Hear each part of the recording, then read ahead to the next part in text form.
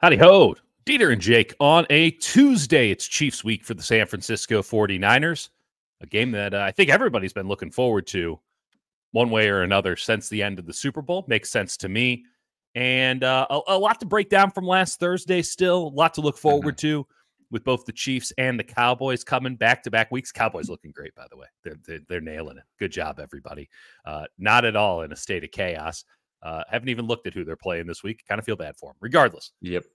Jake, how are you feeling about the Niners 1.5-point favorites going into this game? 3-3, technically atop the NFC West. Not that really matters at this junction. Right. Like, as it stands, I know that you missed a little bit of the ebb and flow when you were in Japan. Good choice, by the way. But now that you got your boots back on the ground, you're fully reacclimated. You're back in America, baby. How are you feeling about the 49ers at this juncture? I'm feeling weirdly optimistic about them. That was not something I would say I felt. And that's not to say, like, I was impressed with what they did Thursday night. Like, the first half was pretty good, but they keep coming up short in the red zone. I'm still not impressed with how that's going. But gut feeling is they at least go 1-1 down this stretch. Probably. I mean, if they beat the Chiefs, I think they're going to beat the Cowboys. I think either way, they're going to beat the Cowboys. That's been my stance since the season started. Okay. I think this would be a monument. Weirdly optimistic. Like, so walk me through the expectation versus the reality of weirdly optimistic. Yeah. I think the little bit of time off for the Seahawks game is going to help them. I think it's going to especially help Kyle sort of figure out what's going wrong a little bit in the red zone. They're going to know that it's going to be man coverage a lot. I mean, I know they don't have L'Jarius Sneed anymore, but Spags is going to throw the boat at him. So weirdly optimistic in the sense that I think they're still not quite right. I think there's a couple things not clicking. We talked about the defense. I think the defense is going to take time to round into shape. But at the same time, they're in it. They avoided their season collapsing. Purdy played a little better. I mean, a lot better than against the Cardinals. I think Ayuk's playing well. Debo played really well last week. You thought so? I'm not sure. We brought it up on Friday. I think he was utilized better. I'm not sure he played better. He had more effort. Like even on like a clear out route where he was just hauling. Some of those times he just doesn't go for it, and he did. True. So to me, that's like a little bit of buy-in. Kittle looks good. I still don't trust this offensive line. I think the biggest thing I'm looking for is like Chris Jones against the interior of this offensive line. So I'm not saying I have like a gut feeling yet about this game, but like on the sort of big scale for this team, big picture, I would say like optimistic, cautiously optimistic.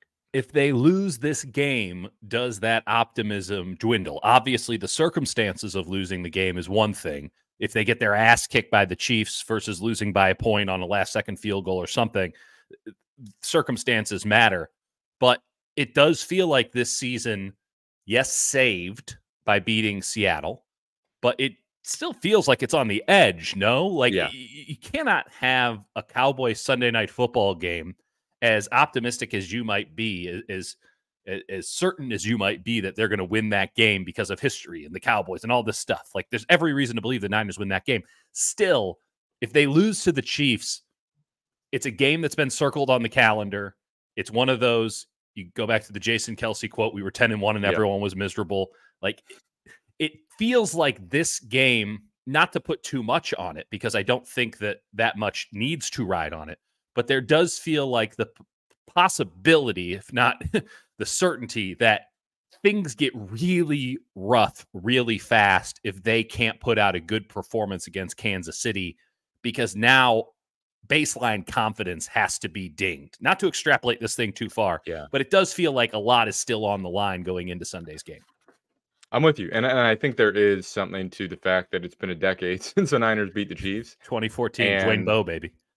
Right. And to me, everything about how they sort of structured this team going into the season was about beating the Chiefs, and it sort of has to be. You have to assume that, okay, we do all this right, and we get to the Super Bowl again, it's going to be Kansas City. And that just has to be your assumption. And so I think they drafted Ricky Pearsall for that reason. They bumped up their corner. They picked up Dominic Pooney to replace Spencer Burford because the right guard spot cost them in 2 key situations in the Super Bowl. And so you set up, right? You build this team where you're like, okay, we're going to get over the hump. And as much as like a loss, I think would not matter in terms of, I mean, it would matter obviously in terms of the standings, but like if they lose, say it's any team, it doesn't really matter. But if they lose to the Chiefs, there's a real genuine emotional gut punch to that of like, are we actually ever going to be able to beat them? And that's a question that I think will sort of be rattling around your head where you're like, can we ever beat Mahomes? Is this thing that's just going to haunt us where we drafted Solomon Thomas and didn't ever consider drafting Mahomes? And I There's a think lot. There's a lot going on there. But by the way, they're not the only team in the NFL that has to wonder if they can ever beat this Mahomes guy. But they're there's one a of the most confidence thing haunted on the by line. it. No doubt. Well, yeah. 2 Super Bowl losses will do that. And say what you will about like the Bengals, or at least Burrow's beaten them once. Like there is this. It's true. You only get so many shots at this guy, and this is one that you probably have to take. And it's one that, let's be real, you're just flipping a coin. The Niners are a 1.5 favorite at home. I don't know where the coefficient is currently on home field advantage in the NFL, much less home field advantage for the San Francisco 49ers. It used to be 3. On a 1 p.m. game, by the way, which why do they do that? The last time they've played them in the regular season, it's always been like an afternoon game. I can tell you why. Fox paid the big bucks. They wanted this one because it's Brady and Burkhardt, and they wanted this to be the national game of the week, and they went all in. This, I think, was their first pick in the secretive. I would love to be in this room. My God, I would love to be on the conference call, the draft, and they have to pay off. And, it's why you end up with like a Minnesota New Orleans game on CBS in like week 9 for no good reason, because the draft happened.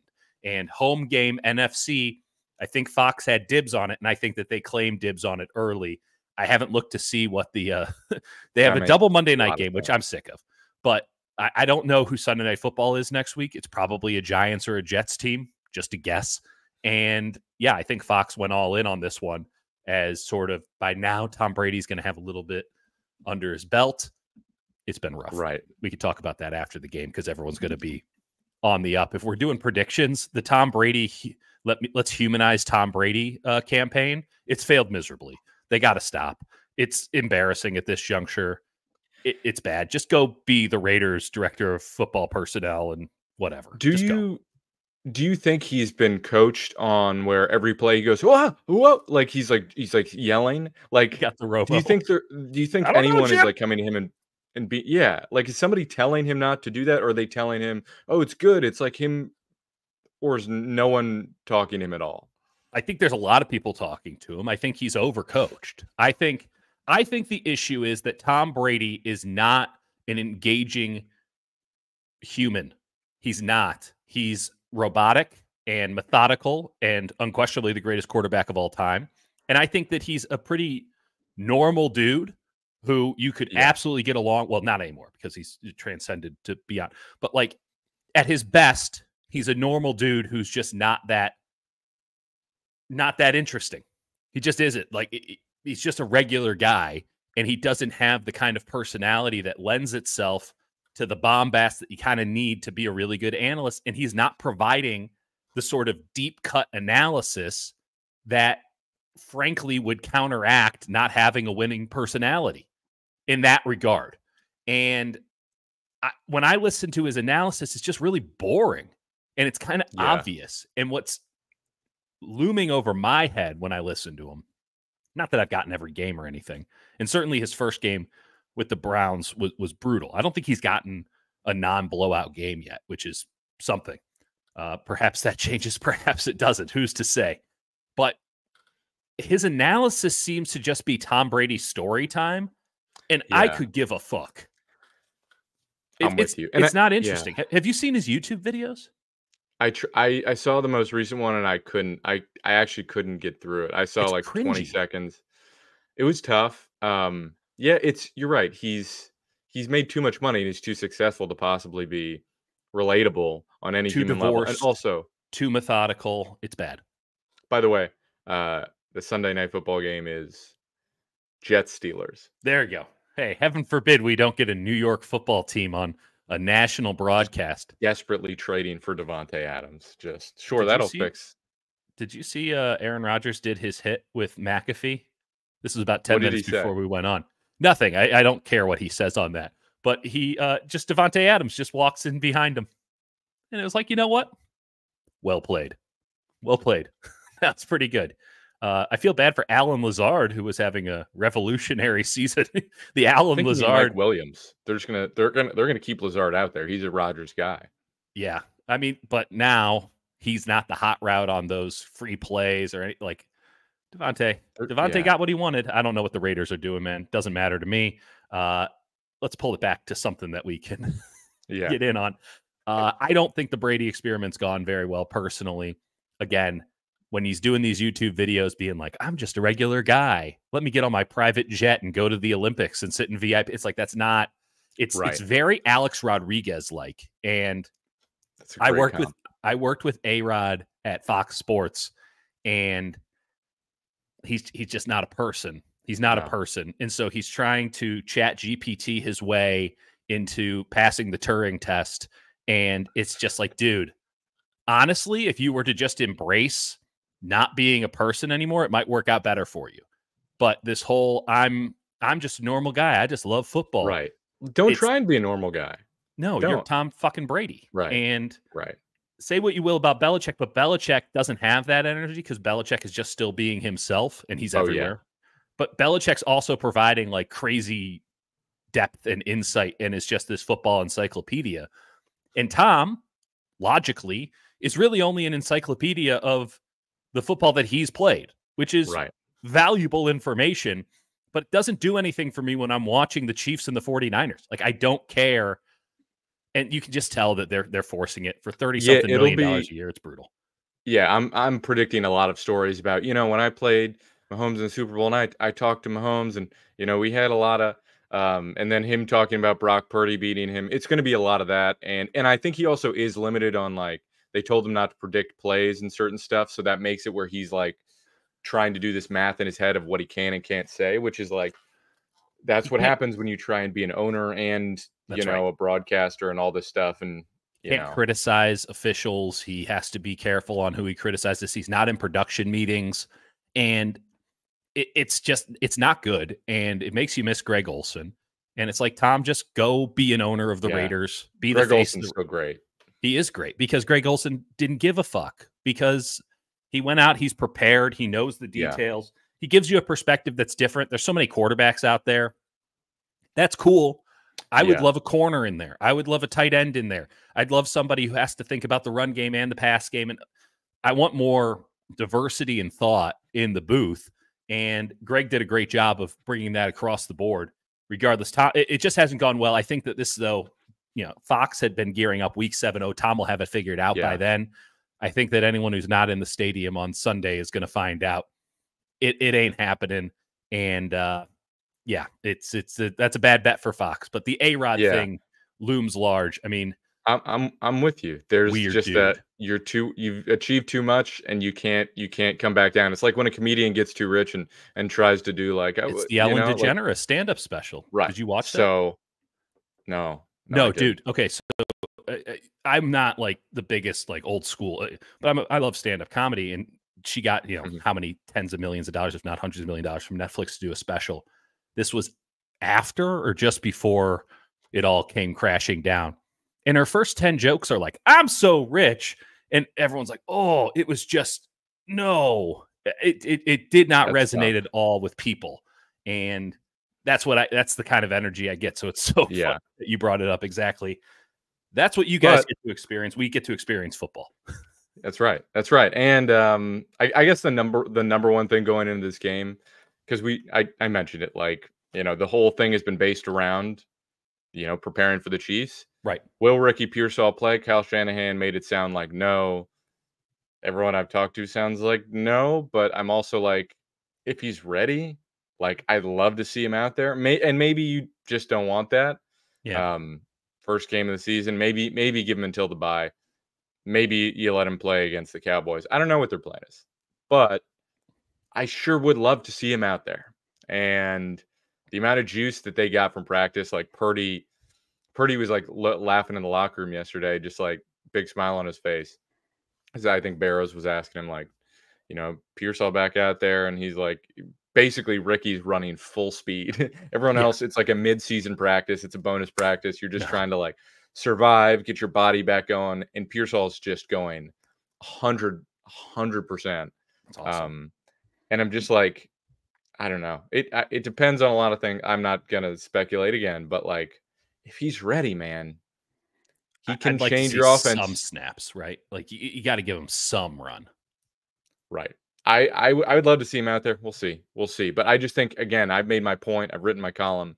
He can fundamentally change his offense, and that's why you drafted him. You put him in for Debo, move Debo into the backfield and bump him out and do whatever you want to do. And he can take some of those jet sweep stuff. Like he can take a handoff and just to mix it up and change how defenses are accounting for players. I'm just like, if he's ready, like, let him go. But again, they're going to make the decision where if he's ready, he's ready. But there was a snap against the Seahawks, and then I was it Seahawks or was it Arizona? Regardless, they went into I think it was even 10 personnel, and they had Conley and Bell on the field at the same time. And it's like, if you're a defense, you're like, I guess just keep the linebacker out there. We can roll with the safety. You don't have to switch anything. Just having a guy like Ricky Pearsall out there as a threat, just as a body if you're going to go into 10 personnel or if you're going to go into 01 personnel, like if you're going to do that, that's a big deal. That's just it's a threat that didn't exist previously because the drop off from wide receiver 3 to wide receiver 4 has been so significant for this team to where Cowing can't get the run. Conley is a very good player, but no one's treating him like a true threat, which worked out to their benefit in the playoffs, but clearly is not something you can rely on week in and week out. And then Bell, well, we saw what happened. And I don't know how Brock can he can say all the right things. I don't know how he can throw the football his way, even if he's wide open again. He's missing Brandon Ayuk, who's wide open all the time. Why would you look 10's way if he's the one who's open? So I'm with you 100%. It's not our call. It's ultimately not even it's Ricky Pearsall's call. There's a lot going into that. We'll never get the full details. We're not going to talk to Ricky until after he plays a game. That might not be until a week from now or beyond. So it could be after the bye week, but we'll see. It's something to keep in mind though, because he was, as you've noted a million times, and it needs to be reiterated again, he's been brought in for a reason, and that reason is right in your face on Sunday at 1:25. Everybody's been ripping off the Kansas City Chiefs. Nobody does the Kansas City Chiefs defense better than the Kansas City Chiefs. I don't care if L'Jarius Sneed is out there or not. So, huge game. What are your concerns for the 49ers going into this one, and why is it the interior of the offensive line against Chris Jones? Yeah, I said it before. That's number one. Aaron Banks has not looked good. Jake Brendel has not looked good. He's looked better than at the start of the season, but not good, especially in pass protection. He's looked much better in the run game. Dominic Pooney has been really good all year, but like I saw last couple games that he's looked a little bit more vulnerable in pass protection and letting guys turn him. He usually recovers really well, but sometimes that means Purdy's after he's recovered, he's preventing the sack, but he's already allowed the pressure. He's really good, but that is the most exploitable part of this team. I mean, it's pretty clear. Knew that coming in. Chris Jones blew them up on 2 key plays. One where Brock had a touchdown to Debo in the Super Bowl, and another one where he probably would have gotten another touchdown. And Chris Jones was unaccounted for. So I think, if you're Chris Foerster and you're Kyle Shanahan, get a plan for that guy. Get a plan for McDuffie. And, there's some other pieces they have. I really like Reed. They've got a lot of different guys. They mix in, they basically got like 6 linebackers who are all of the sort of same caliber that sort of play randomly all over the place. I mean, there's one that's better than everybody. 32. Right, but I'm just saying they mix in a lot of guys.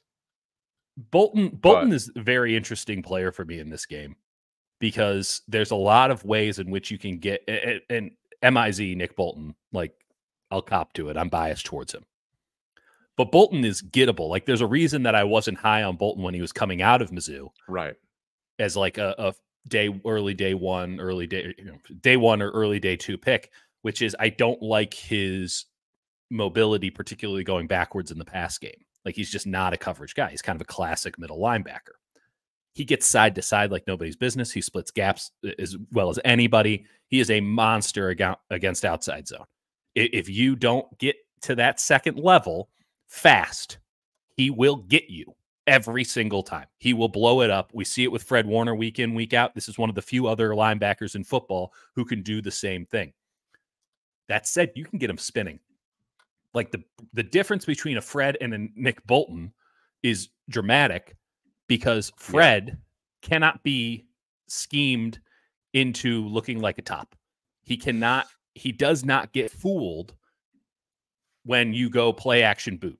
He is perfect with his hips and his eyes and everything that goes into a lot of teams' offensive game plans, trying to get linebackers into the strange no man's land that exists typically in play action.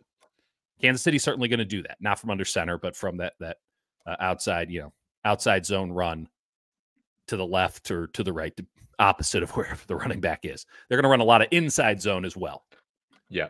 But man, I feel like this is a definitive Kyle game. Like, we're going to find out. We've both stated we've been underwhelmed by Kyle this year. There have been moments where it has been awesome.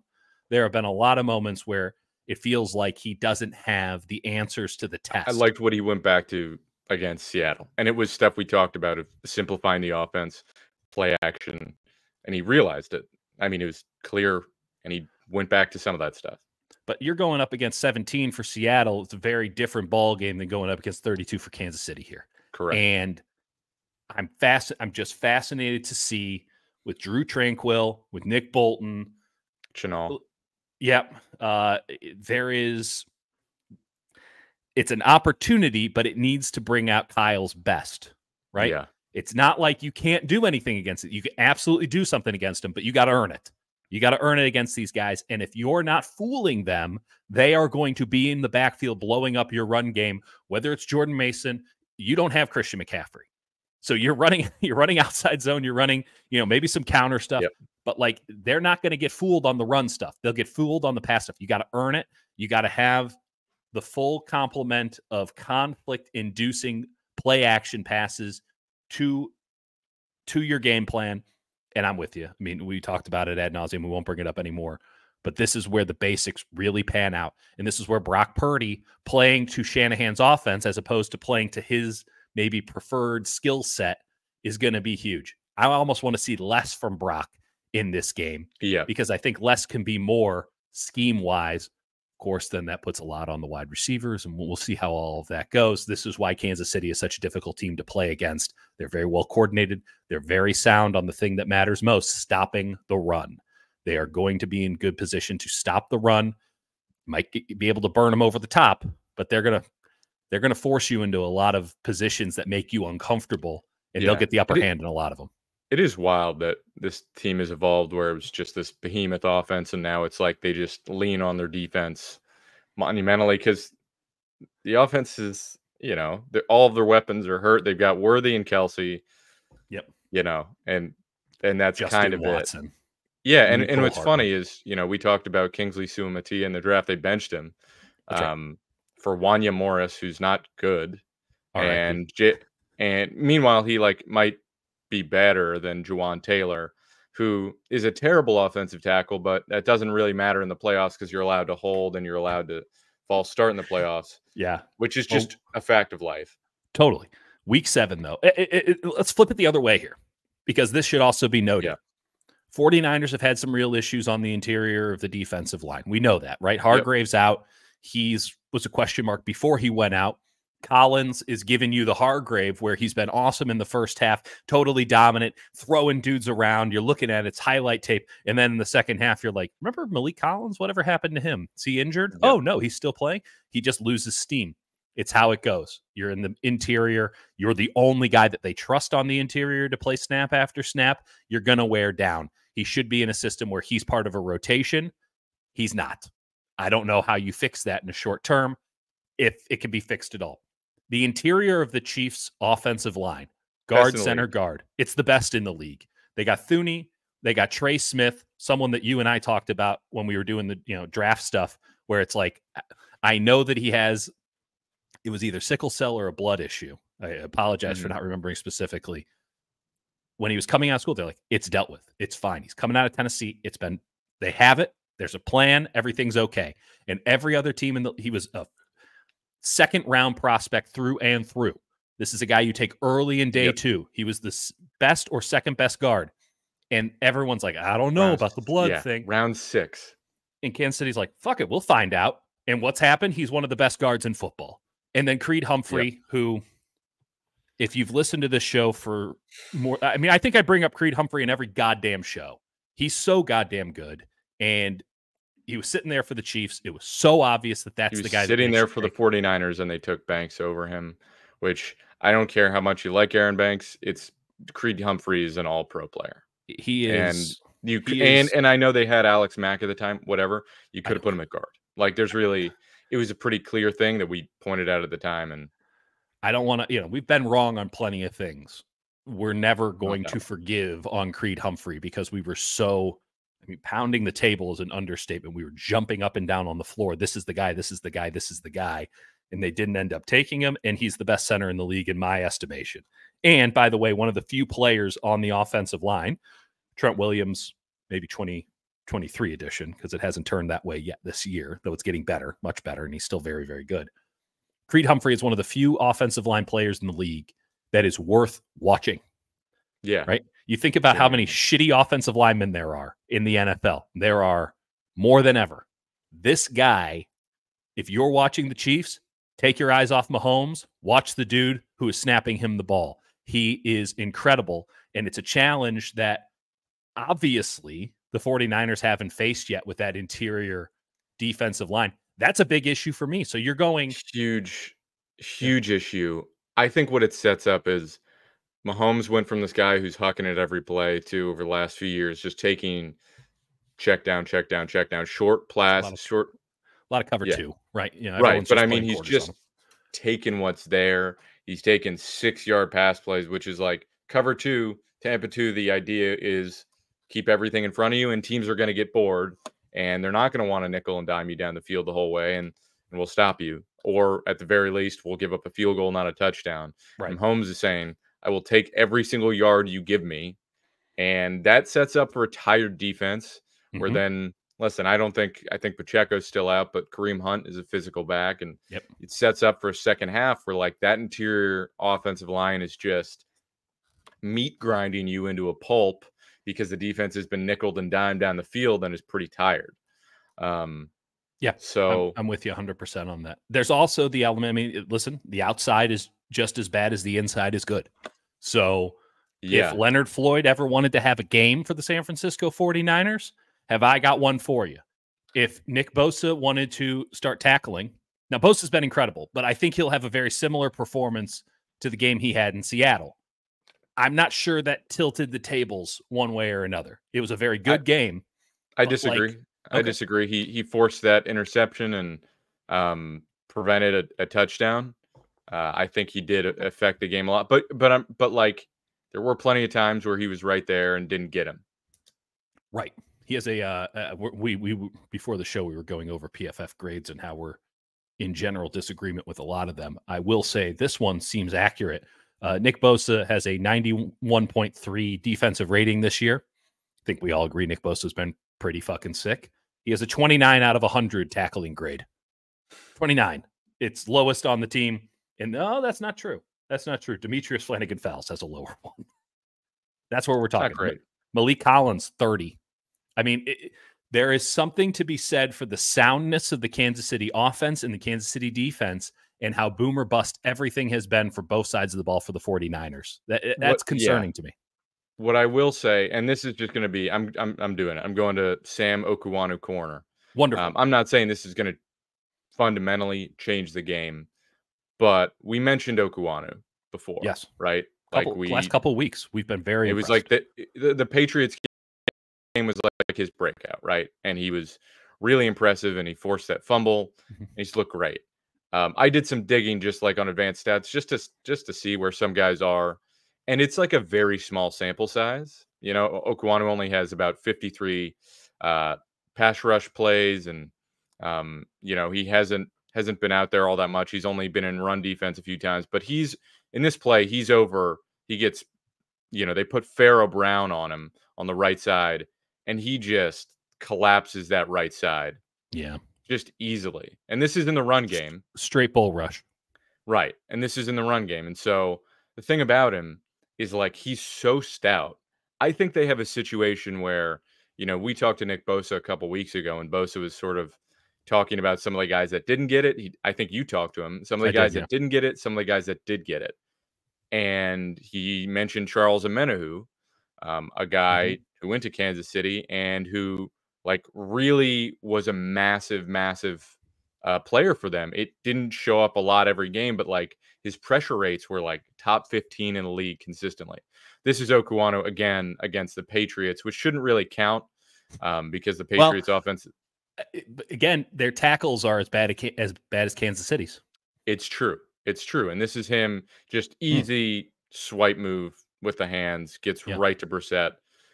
He beat Lenore on that one. But Okuanu, I was watching the tape. I watched every single snap Okuanu has had last year. Thanks, NFL Pro, for fixing your system. Big ups.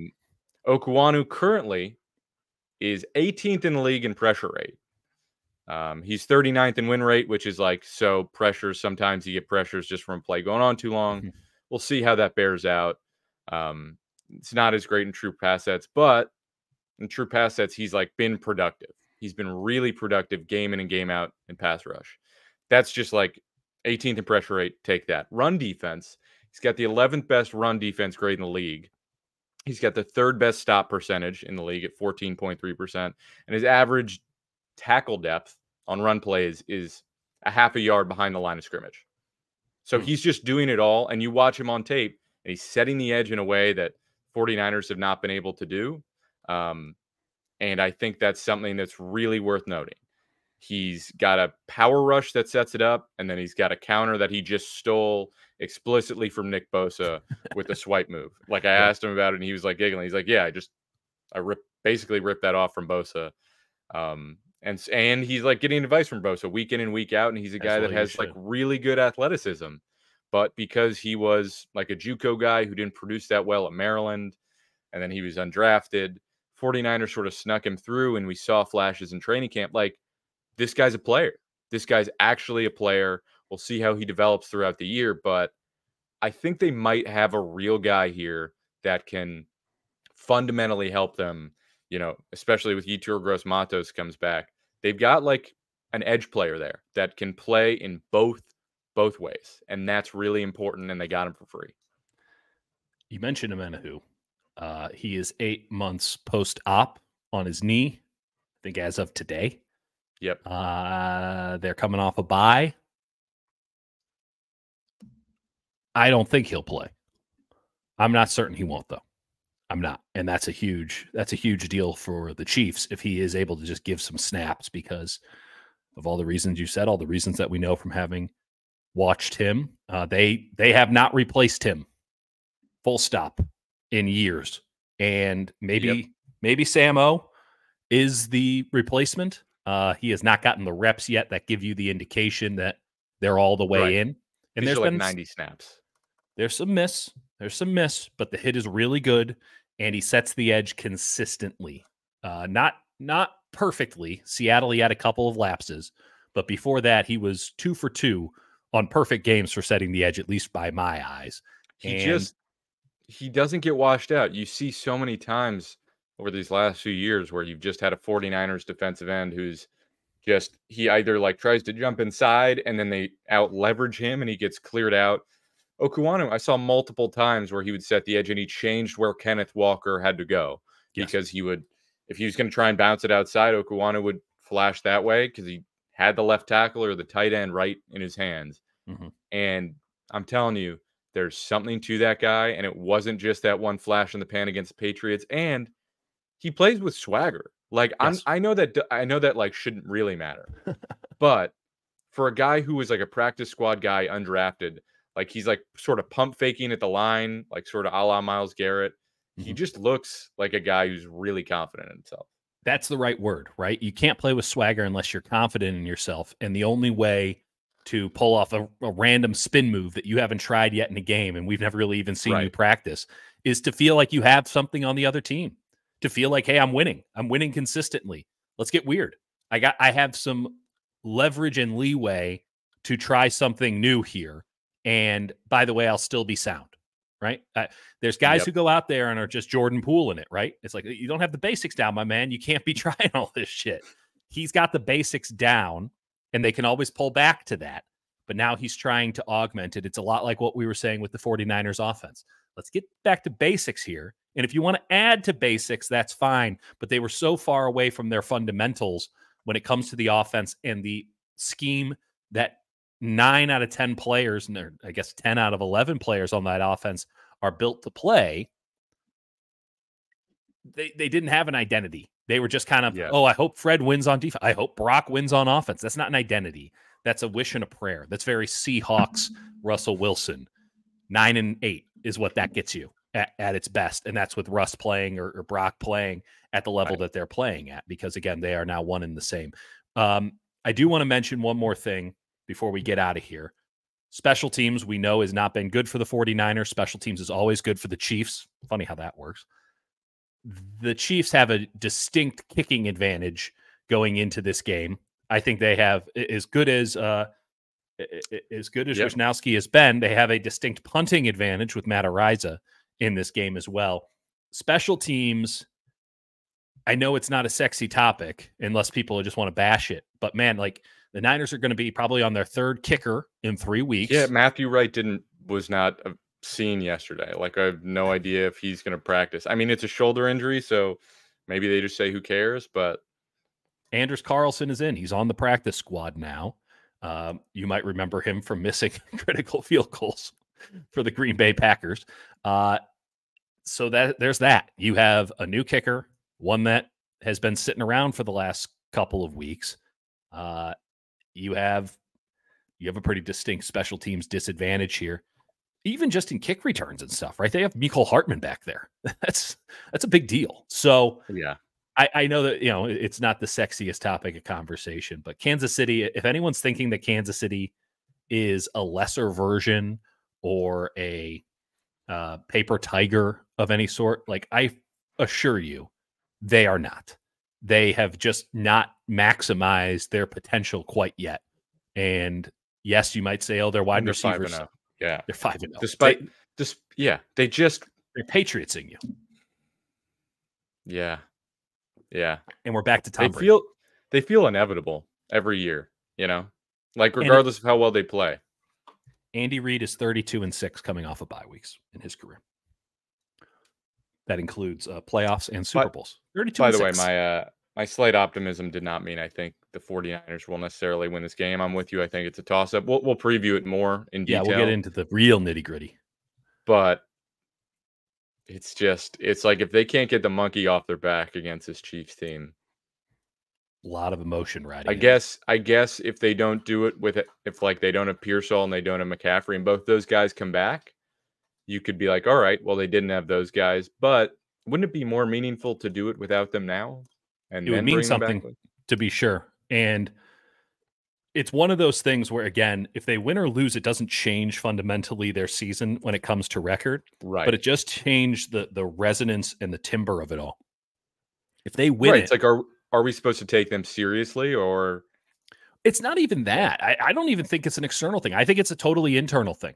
If they win this game, they're going to be riding high to the point where we're going to be like, oh shit, they might lose to the Cowboys. But there's going to be a little bit of cachet. They're going to have, going back to the Sam O, they're going to have some confidence, right? They're going to be able to feel good about themselves. Hey, okay, we're back. It wasn't that great, beginning of the season. We treated it like preseason, but we're here. We're ready to go. We're still the favorites in the NFC. Come and try us. There's that. And if they lose, now we're right back to where we were going into that Seattle game, right? To where it's like any game could complete. And now every injury feels monumental, and every bad play feels like, is this the end? And you just can't live like that. You cannot live like all the way to the end unless you're the Kansas City Chiefs, where they have so much confidence that they're like, we do not care if we win 3-0 every game. We will be there in the end. We will ramp it all up. You know, they're playing very Warriors circa 2017 basketball, where they're like, yeah, every now and again we'll turn it on, but most of the time we'll just go about our business and win however many games we win, and maybe we have the bye. Maybe it doesn't matter. It doesn't matter, because come January and February, we're going to be there because we're the goddamn Kansas City Chiefs. And the 49ers are not in that position. They haven't bet. They should have never thought they were in that position, but they've never been in that position at any point this season, save for maybe post week 1, which was a hell of an extrapolation. As soon as they lost to Minnesota, it went right back to, oh boy, here we go, 2020. Even the McCaffrey before the fucking first game of the season made you feel like, oh boy, Super Bowl hangover, all this stuff. They can beat the hangover if they can beat the Chiefs. Yeah. Legitimate. It matters. It matters. So drink your liquid IVs, 49ers. Hydrate. Get hydrated. By the way, Jake, before we go, has any team had more fucking cramps in a season than the 49ers have had in the first 6 weeks? How many IVs are they giving mid-game? They not Bosa. Not Bosa. He doesn't take them. He's like, there's plenty of time to be hydrated. All I do is I sit and drink water. A little bit concerned about whatever their Propel/Gatorade situation is. They might need to up the electrolytes a little bit. Just a thought from the outside. Okay, we're going to leave it there. We will preview the game in full to a level of detail that is excruciating come Friday. Plenty of stuff will break between now and then. We'll get into it all on Friday. We're thinking that's probably going to be the long one of the week. And yeah, Sunday. Looking forward to it, Jake. Good talking.